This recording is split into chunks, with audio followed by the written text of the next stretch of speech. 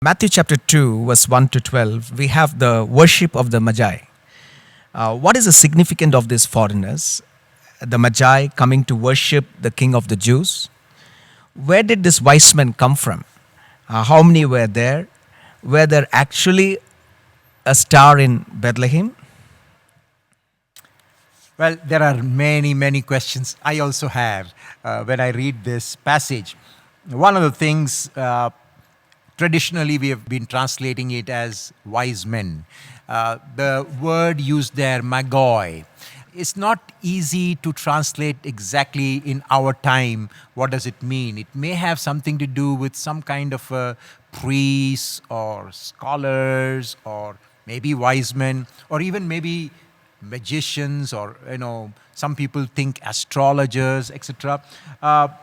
But one thing, let's just read. As we read the text, first thing we read here is after Jesus was born. Where many times in our Christmas drama, on the same stage, we have the shepherds who land up on the day Jesus was born. But usually along with the shepherds on the same stage, you'll see the wise men. And this text clearly shows they did not come together. They came sometime after the birth of Jesus. So they see a star. They say there is something significant about it. And some people think maybe there was, because of the diaspora Jews who were in Babylon, they would have talked about the Messiah's coming, etc. So maybe there is information about this. It's very difficult to figure out who they are. But one thing is clear, it is not at the birth of Jesus. They did not meet the shepherds. So they're coming after maybe a few months at least after Jesus is born. And then we read about this man, King Herod. King Herod ruled between 37 BC to 4 BC. 4 BC, that means Jesus was born before 4 BC, so somewhere between 6 BC or 5 BC. And we will probably never know for sure now who these men were. They definitely were a different group of people. Some people think maybe they were some kind of Zoroastrians, who believed in some kind of God, maybe not too many gods, but they had some general revelation, if you want to call it. But they were open to hear from God. Some direction they got from God, and they felt this is the King of the Jews. And they came all the way to worship him. Very clearly it says, we have come to worship him. And the word there, worship, is like bowing down before a king, a royal king. And so you begin to see something interesting here. The first people who come to worship Jesus are not Jewish people. Most probably these are not Jewish people. Otherwise they would have known scriptures. They would have known some more. But God leads such people to bring to worship Jesus. Now, isn't that interesting? Today, when you look at the whole world, the majority of us who worship Jesus, who believe that God has become human and come and celebrate Christmas, we are not Jewish people. And very few of the people who come from the Jewish faith have come to recognize Jesus as the Messiah. So the coming of the wise men, or as generally we say, is the Magi is a very, very significant thing. And Matthew is highlighting that. Now, one of the interesting things is, for many people, there were 3 wise men because 3 gifts were mentioned. And you go on Google to look for an image with these wise men, they will always have only 3. That's how traditions have come into our thinking. There were probably more than 3. All it says, they were plural. 3 types of gifts are mentioned. And by the way, those are also very significant. Let me just mention that these gifts of gold, frankincense, and myrrh, they may be referring to ideas. There are, again, echoes of certain texts in the Old Testament. I'll just mention a couple of them. Psalm 72, 8 to 11, where it says, "May the kings of Seba and Sheba bring gifts." Also Isaiah 60 and verse 6, "All those from Sheba shall come and they shall bring gold and frankincense. So very interesting.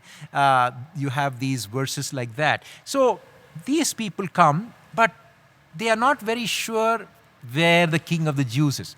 They think he must be in Jerusalem, right? So once they come, they probably have come with a big entourage. And the whole city hears, who are these people come? And they have come for the king of the Jews. Who's that? What it says here, the chief priests, verse 4, and the teachers, together when they talk, they seem to remember, and they quote from verse 6, but you, Bethlehem, in the land of Judah, are by no means least among the rulers of Judah, for out of you will come a ruler who will shepherd my people, Israel. They remember Micah chapter 5, verse 2, but in the way Matthew puts it, it also includes this idea of shepherd, for example, is not coming from Micah. It is coming from 2 Samuel chapter 5 and verse 2. So you have these kind of a mix of these images of a Messiah who's going to be a ruler, but he's going to be like a shepherd to the people. He's a shepherd king. So several rich ideas. Bethlehem was understood as the place where the Messiah comes from. Even in a different gospel, John 7 verse 42, again there it mentions, isn't the Messiah to come from Bethlehem? So that is very clear. But then sadly, these priests and others in this story don't seem to make any effort to find out the Messiah. And Herod, at least he claims he wants to follow the Messiah. But we know the reality. Herod was known to be a great administrator. He was a great builder. In fact, the parts of the temple that he built were called Herod's temple. But along with being a great builder, he was a great butcher. He could kill anyone, whether his own children or his wife, and he did that. Anybody who felt was a threat to him, he would want to eliminate. He was such a person. So we see all these things.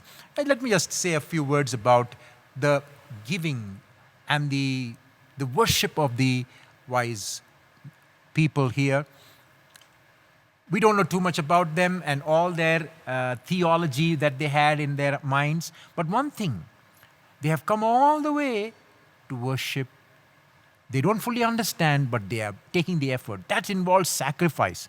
They would have traveled for such a long distance. And then, when they came, they gave costly gifts to this family. And later on, this family has to run away as refugees to Egypt.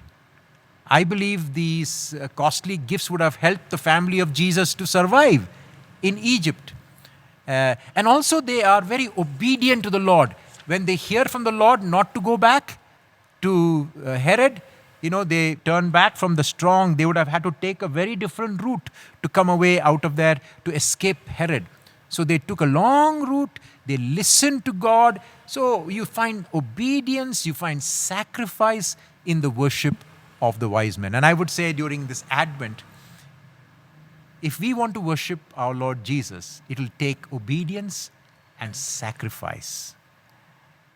It's not cheap, the worship that he deserves.